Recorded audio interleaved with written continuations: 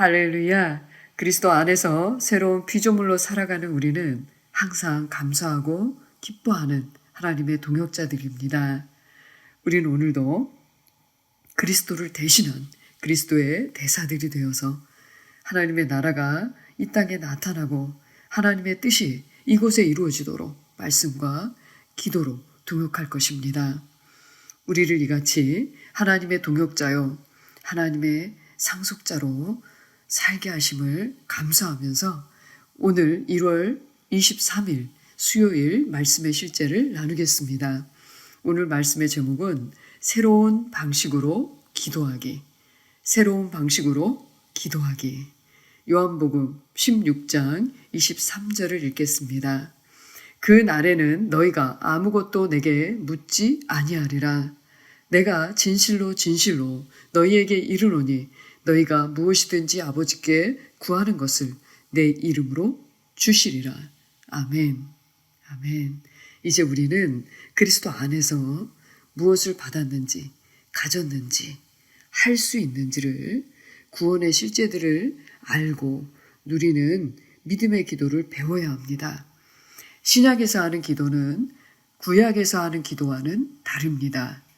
구약에서는 사람들이 하나님께 구해야만 그들은 하나님에게서 받을 수가 있었습니다.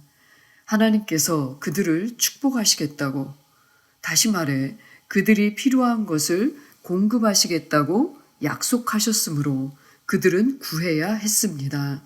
따라서 그들은 하나님이 하신 약속을 전제로 기도하여 구했습니다.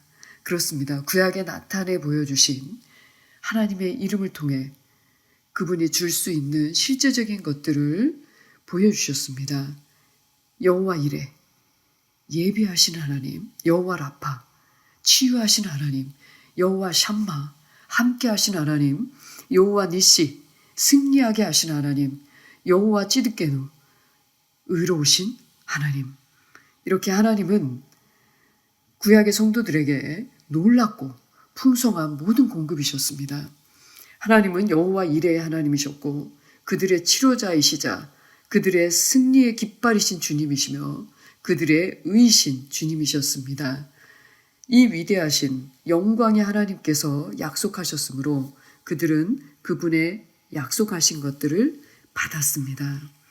예수님께서 오셨지만 아직 옛 언약 가운데 사셨으므로 그분의 가르침 역시 옛 언약에 근거한 것이었습니다. 기도에 대해 가르치셨을 때도 모세의 율법 아래 있는 자들에게 믿음을 가르치셨지만 그것은 당신이 사는 경륜 시대에 맞는 것이 아닙니다. 그러므로 신약의 사람인 당신은 구약의 사람들이 했던 방식대로 하여 그런 결과를 얻어야 한다고 기대하며 기도할 수 없습니다. 기도가 바뀌어야 합니다.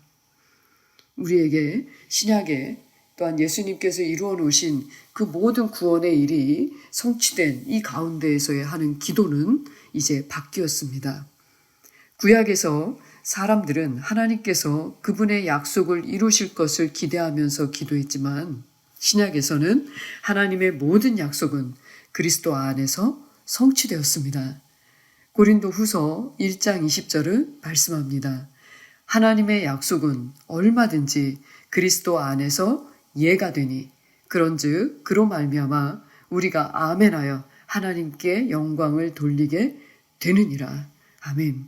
우리는 예수님이 이미 이루어 놓으신 성취하신 일들에 대하여 아멘하는 자들입니다. 맞습니다. 그것은 내 것이며 내가 할 수 있는 일입니다. 그것은 내가 받은 것이며 그것은 나의 삶의 실제가 되어야 합니다. 주님을 찬양합니다. 영광 돌립니다. 라고 우리는 반응하는 것입니다. 오늘날 당신은 구약의 사람들처럼 하나님께 어떤 것을 달라고 구할 필요가 없습니다. 만물이 이미 당신 것이므로 당신은 그냥 받으면 됩니다. 고린도전서 3장 21절에서 23절은 말씀합니다.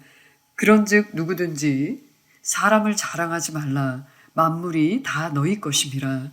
바울이나 아볼로나 게바나 세계나 생명이나 사망이나 지금 것이나 장래의 것이나 다 너희 것이요.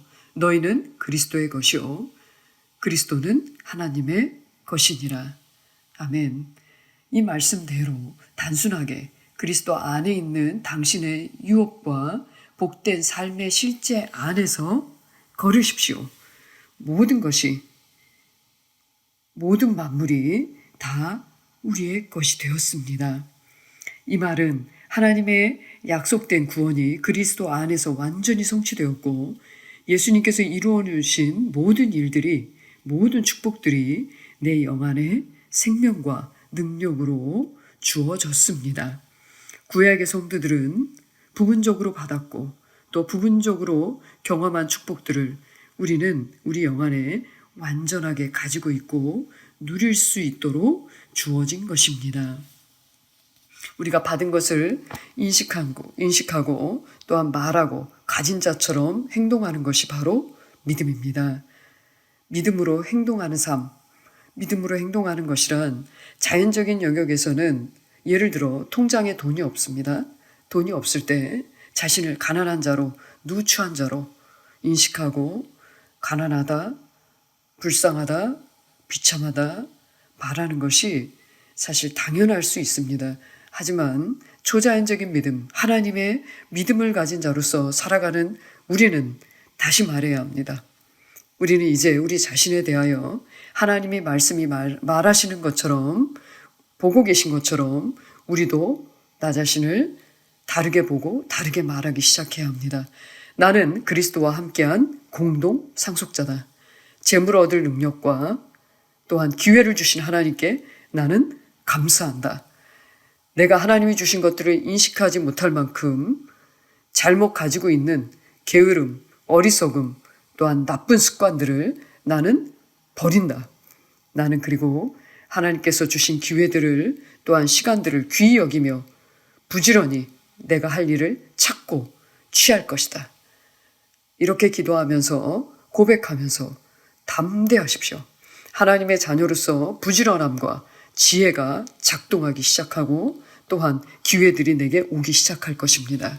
우리는 어떤 상황에서도 두려움으로 기도하거나 울며 기도하거나 남을 원망하고 한탄하면서 기도하지 않습니다. 우리는 이같이 하기를 거절합니다. 기도는 우리 안에 사시는 주님을 높이는 것이고 나를 향한 주님의 목적과 계획을 선포하는 것이며 행동하기 위해서 하는 것입니다. 베드로후서 1장 3절은 말씀합니다. 그의 신기한 능력으로 생명과 경건에 속한 모든 것을 우리에게 주셨으니 이는 자기의 영광과 덕으로서 우리를 부르신 이를 알므로 말미암음이라. 할렐루야. 우리는 우리를 부르신 분의 성품과 능력과 계획과 목적을 아는 자입니다. 그리고 우리를 부르신 그분께서 우리에게 넣어주신 하나님의 생명과 능력에 속한 모든 것들을 알기에 우리는 그것을 불러내고 또한 그것을 살아내는 자들이 되었습니다. 하나님께서 우리에게 생명은 물론이고 그분께 합당하게 의롭게 사는 데 필요한 전부를 이미 주셨다면 우리가 기도로 무엇을 구해야 한다는 말입니까? 그러므로 신약에서 하는 기도는 하나님께 어떤 것을 달라고 구하는 것이 아니라 사실 기도의 가장 높은 목적인 주님과 교제하는 통로가 되어야 합니다. 기도는 주님과 교제하는 통로입니다. 이 시간 우리가 새 언약의 성도답게 오늘도 믿음으로 기도하면서 행동하기 위해서 기도하고 또 기도하고 행동하십시오. 승리하고 하나님의 모든 축복의 길을 우리는 알고 또한 그것을 이루는 자가 될 것입니다. 우리 함께 담대하게 고백하겠습니다. 나는 하나님의 상속자요 그리스도와 함께한 공동 상속자입니다. 세상이 나의 것입니다. 만물이 나의 선을 위해 협력합니다. 내가 주님을 사랑하고 주님의 목적에 따라 부르심을 받았기 때문입니다. 나는 지금 그리고 영원히 그리스도와 함께 다스리고 통치합니다. 아멘. 한 번 더 고백하겠습니다. 나는 하나님의 상속자요 그리스도와 함께한 공동 상속자입니다. 세상이 나의 것입니다. 만물이 나의 선을 위해 협력합니다. 내가 주님을 사랑하고 하나님의 목적에 따라 부르심을 받았기 때문입니다. 나는 지금 그리고 영원히 그리스도와 함께 다스리고 통치합니다. 아멘. 할렐루야.